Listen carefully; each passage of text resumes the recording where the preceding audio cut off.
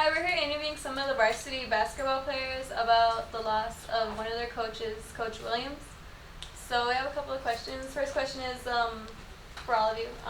What is something that you guys admire about him? Enthusiasm. He wasn't afraid to speak his mind. I mean, whatever he had in mind, and even if he didn't like it, he was gonna say it pretty much. Yeah, he'll let you have it. Yeah. Kind of hurt some of our feelings sometimes. He didn't care. What I really admired about him was his intensity on the court, because like when we play and we were doing horrible, he'd always like yell at us to like make us get better, I guess you could say. He wasn't afraid of you. Just say that. Yeah. He wasn't afraid. What's a moment that you guys cherish that you had with him? The weight room. The weight room. Yeah. The weight room. Yep. He'd always bump his church music. Yeah. That's it? Away games on the Away bus. games. Oh. Yeah. He would always expect to get free food. Not gonna lie. Yeah. He would always expect free food. Halftime speeches. The locker rooms. I mean, keep that private to us because it was a special moment that we guys had, and he let us have it. Do you guys have anything that would like make him outstanding, or like something that you remember key about him, like a slogan or something he would always say? All that. All that bread. Use the glass. He expected us to miss every time, so he wanted us to go follow our miss. So. Or use the glass. Can't miss if you use the glass. So none of us listened, but that's what he always said. What's the hardest challenge he ever made you guys do? Run suicide with chairs in the air, holding chairs in the air. Yeah. Make us get chairs, put it over our heads, and do suicide. So they told us to stop, and he killed us that day. Clean the court was pretty hard too. Yeah. He wanted it spotless after he made the mess. Yeah. So you guys said something about the weight room. What about the weight room exactly? The music he would put, the way he would act, what he Yeah, would say to us. Like what?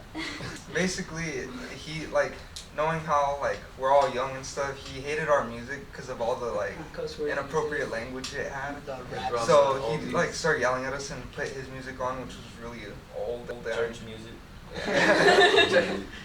He walk up behind you, slap you in the back of the neck, tell you to put more weight on. What is the hardest challenge he like helped you achieve? Like what are your goals he helped you achieve? My defense Become a on better the court. defender. His defense was his specialty, so And then rebounding too. How do you help you achieve that goal and a challenge? Because we wouldn't stop doing defensive slides.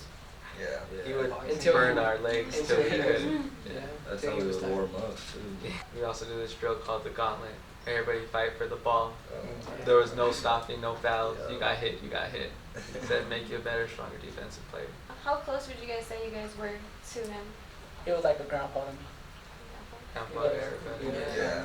We spent the whole school year with him. Outside of school all summer, coaching us. We were really close. So even like outside of school, you guys would like hang out and stuff?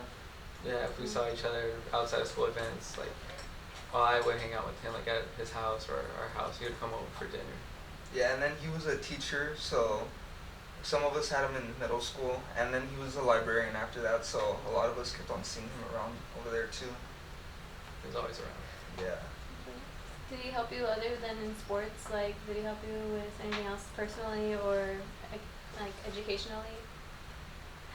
He taught me that this is hard now, high school basketball, then I have to be ready for the real world, because he said no matter what, it's always going to be harder.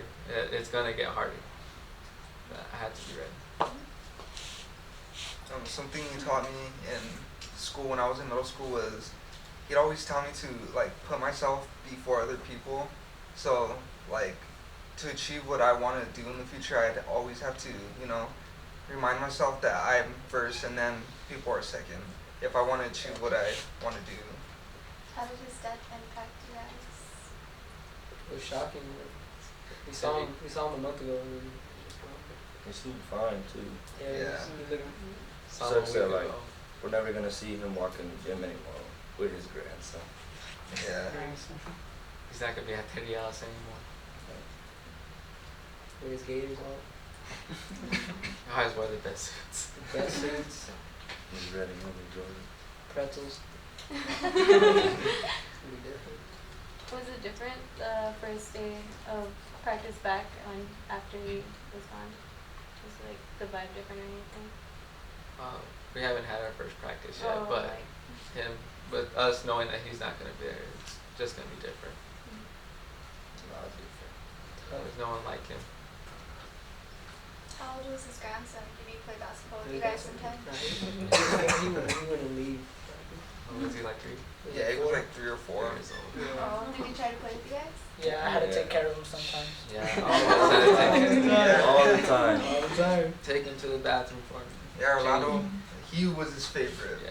That was just so this has been DBTV Chronicles. We'll be going on to our next segment. That's all we have for today. Thank you.